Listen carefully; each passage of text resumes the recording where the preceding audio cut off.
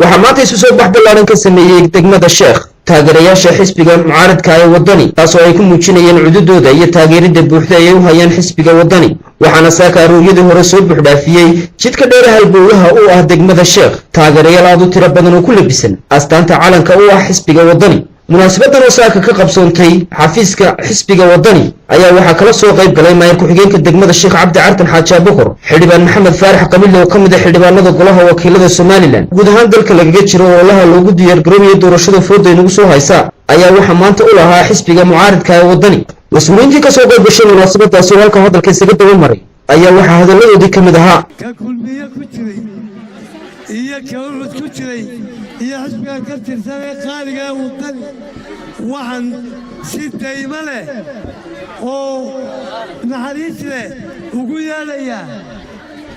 bahaweynta reer Sheekh wixii ka hadhay si niyad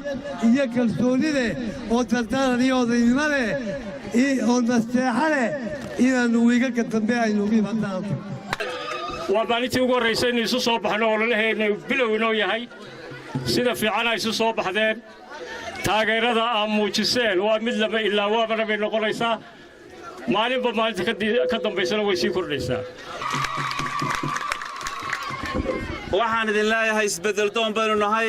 jamhuuriyadda Soomaaliland waxaan leenahay xisbiga wadani ayaynu ka filaynaa horumar wanaagsan inuu gaarsiiyo